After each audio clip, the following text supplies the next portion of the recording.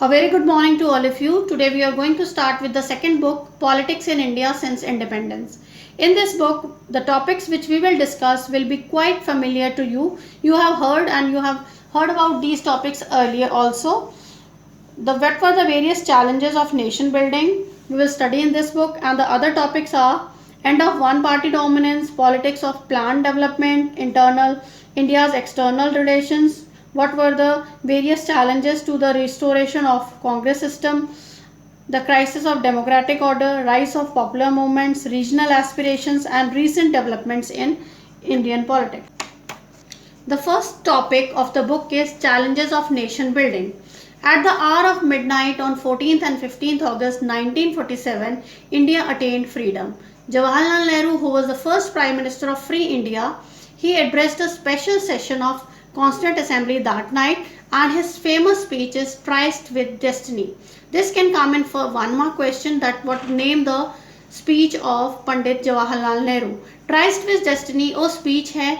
It is that its meaning is Bhagyavatu se chit parichit, means the promise which was done with the future of the nation, that will be fulfilled on the day of 15th of August. Bharat ਦੀ ਜਨਤਾ ਨੇ ਜਿਹੜਾ ਆਪਣੇ ਨਾਲ promise ਕੀਤਾ ਹੋਇਆ ਸੀ ਆਪਣੇ future ਦੇ ਬਾਰੇ, ਉਹ ਸਾਰੇ ਤੇ ਸਾਰਾ ਉਹਨਾਂ ਦਾ ਸੁਪਨਾ, ਉਹਨਾਂ ਦੀ ਪ੍ਰੋਮਿਸ ਅੱਜ ਪੂਰਾ ਹੋਣ ਜਾ ਰਿਹਾ ਹੈ. In this picture, Hindus and Muslims in Kolkata in 1947 marked the end of communal violence by jointly flying the flags of India and Pakistan from the trucks patrolling in the city. This rare photograph captured the joy of freedom and the tragedy of partition in India and Pakistan. एक तरफ लोगों ਨੂੰ खुशी सी, and moreover they have seen the trauma of partition, the tragedy and the numerous violence. That's why they are hoisting both the flags. They are having flags in their hands of India and Pakistan both. In this chapter we will study about freedom that came with the partition and that resulted in large scale violence, displacement, and the various challenges of a secular society, and how princely states were integrated. That also we are going to study in this chapter. And internal boundaries of the country needed to be drawn afresh to meet the aspirations of the people who spoke different languages. अलग अलग भाषावां बोलने वाले लोगों ने किस तरह एक flag के अंडर, एक भारत के अंदर, एक इंडिया कंट्री के अंदर किस तरह अलग अलग लैंग्वेजेस नो बोलने वाले लोग रह सकेंगे, how they will be united. These topics we are going to cover in our lesson number 1. Our national movement has two goals in front of it, that we shall run our country through democratic government. Democratic government के through असी अपनी country ਨੂੰ run करांगे. And the second goal was, second उद्देश्य तुसी कह सकते हो objective या goal, that the government will be run for the good of all. सारे लोगों ਦੀ भलाई ਦੇ ਲਈ government काम करेगी, whether they belong to poor section or to socially disadvantaged group. It will not do any sort of discrimination to the people of the country. To achieve these sort of goals was not an easy task. Freedom came, but it came with the partition of country. The country of India was divided, British India was divided between two nations. One was India and the other one was Pakistan. And the year of 1947, it faced violence, trauma, tragedy, displacement. And in this picture, Prime Minister Jawaharlal Nehru speaking from the Red Fort on 15th of August. He's addressing the nation who address कर रहे हैं from Red Fort. In this newspaper clipping, the end of 200-year-old British rule in India and royal assent has been granted to the Independence Bill of India. Now we are going to discuss three challenges which India has to face. The first challenge and the immediate challenge was to shape a nation that was united. As you all know that India is a country of diversity.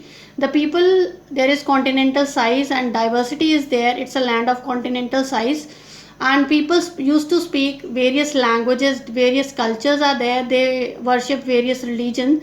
And then how this nation will be unified, ये सारा nation किस तरह unified किया जाएगा, किस तरह एक अकेले फ्लैग दे अंडर ये सारा नेशन आएगा. That was a greatest challenge of for the freedom leaders, for the leaders of India. The second challenge was to establish democracy. As you have already studied last year in class +1, Indian Constitution at work.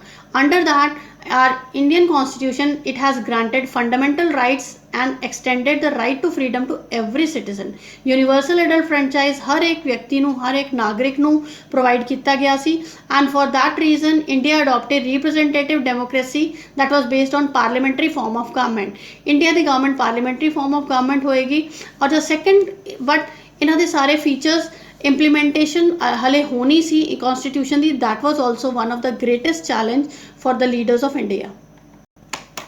The third challenge was to ensure development and well-being of the entire society and not only of some sections.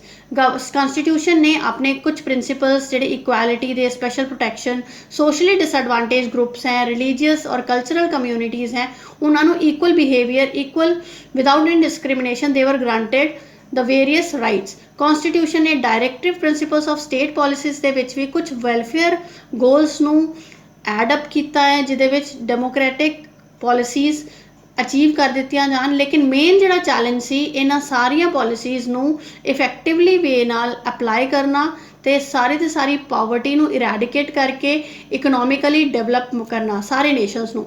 Means ਕਿ third challenge जो सी that was for the development and well-being of the entire society, not of one class, without any discrimination सारिਆਂ ਨੂੰ equal treatment ਦਿੱਤਾ ਜਾਣਾ ਸੀ। Now I am quoting some of the lines from famous poem written by Amrita Pritam, आज आँखां वारिस शाह ਨੂੰ। Today I call Waris Shah, speak from your grave and turn today the book of love's next affectionate page. Once a daughter of Punjab cried and you wrote a wailing saga. Today a million daughters cry to you, Waris Shah. Rise, oh narrator of the grieving. Rise, look at your Punjab. Today fields are lined with the corpse and blood fills the chenab. Someone has mixed poison in the 5 rivers flow. Their deadly water is now irrigating our lands galore.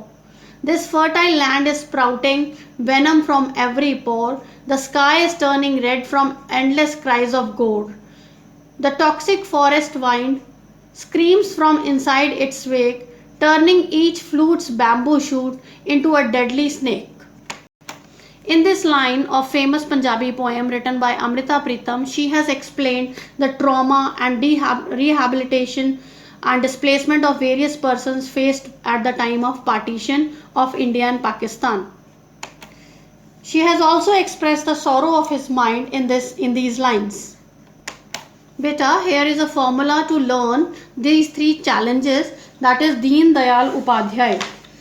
Deen stands for democracy, Dayal stands for development, and Upadhyay stands for unity. In this, it is a 6 marks question and you have to write down the 3 topics and explain it after that. Our next topic is partition, displacement and rehabilitation. On 14th August 1947, not one but 2 nation states came into existence. One was India and the other one was Pakistan. According to 2 nations theory presented by Muhammad Ali Jinnah, he was one of the famous leader of Muslim League. उन्होंने 2 nation theory साढ़े सामने रखी. इस theory they under there are 2 kinds of people. India consists of 2 people. One is Hindus and other one is Muslims, and that is why one separate nation for Muslims is demanded. But this demand of 2 nation theory that was opposed by Congress. Congress ने इन्हें oppose किया और demand जी पाकिस्तान की demand से उन्होंने ठुकरा दिता। लेकिन 1940s ਦੇ ਵਿੱਚ कुछ पोलिटिकल कंपटीशन अजिहा हो गया between Congress and Muslim league and British rule. Britishers ने अजिहा रोल प्ले किया कि ये जड़ा डिसीजन सी 2 नेशन थ्योरी का जड़ा एक सजेशन दिता गया सी मुस्लिम लीग द्वारा, that was responsible for the creation of Pakistan की क्रिएशन हो गई। Under the process of partition, we have to face some difficulties. Some difficulties were faced by the political leaders. The first difficulty was there was no single belt of Muslim majority areas in British India. There were 2 areas of concentration. One एक west areas ਵਿੱਚ concentration ਸੀ ਲੋਕਾਂ ਦੀ, ਦੋ ਇੱਕ east areas ਦੇ ਵਿੱਚ ਸੀ ਮੁਸਲਿਮ ਲੋਕ ਜਿਹੜੇ ਰਹਿ ਰਹੇ ਸੀ, ਔਰ ਇਹਨਾਂ ਦੋਵਾਂ ਦਾ geographical distance ਇੰਨਾ ਜ਼ਿਆਦਾ ਸੀ ਕਿ ਇਹਨਾਂ ਨੂੰ ਕੰਬਾਈਨ ਕਰਕੇ ਇੱਕ ਨੇਸ਼ਨ ਦੇ ਰੂਪ ਵਿੱਚ ਸਾਹਮਣੇ ਲਿਆਣਾ ਕਾਫੀ ਜ਼ਿਆਦਾ ਮੁਸ਼ਕਿਲ ਸੀ। ਦੈਟ ਇਜ਼ ਵਾਈ ਪਾਕਿਸਤਾਨ ਨੂੰ ਇੱਕ ਵੈਸਟ ਪਾਕਿਸਤਾਨ ਬਣਾ ਦਿੱਤਾ ਗਿਆ, ਇੱਕ ਈਸਟ ਪਾਕਿਸਤਾਨ ਬਣਾ ਦਿੱਤਾ ਗਿਆ after the because their territorial और ਜਿਓਗ੍ਰਾਫਿਕਲ ਡਿਸਟੈਂਸਿਸ ਵਾਸ ਕੁਆਇਟ ਮੱਚ। ਅਲੱਗ-ਅਲੱਗ ਦੋਨੋਂ ਵੈਸਟ ਔਰ ਈਸਟਰਨ ਸਾਈਡ ਦੇ ਵਿੱਚ ਮੁਸਲਿਮਸ ਦੀ ਮੈਜੋਰਿਟੀ ਰਿਹਾ ਕਰਦੀ ਸੀ ਤੇ ਉਹਨਾਂ ਨੂੰ ਅਲੱਗ-ਅਲੱਗ ਥਾਂ ਤੋਂ ਇੱਕੋ ਥਾਂ ਤੇ ਜੋੜਨਾ ਕਾਫੀ ਔਖਾ ਕੰਮ ਸੀ। ਇਸ ਕਰਕੇ ਈਸਟ ਤੇ ਵੈਸਟ ਪਾਕਿਸਤਾਨ ਦੋ ਅਲੱਗ-ਅਲੱਗ ਨੇਸ਼ਨਸ ਬਣਾਏ ਗਏ ਤੇ ਜਿਹੜੇ ਕਿ 1971 ਵਿੱਚ ਜਿਹੜਾ ਕਿ ਈਸਟ ਪਾਕਿਸਤਾਨ ਸੀ ਉਹਨੂੰ ਬੰਗਲਾਦੇਸ਼ ਦਾ ਨਾਮ ਦੇ ਦਿੱਤਾ ਗਿਆ।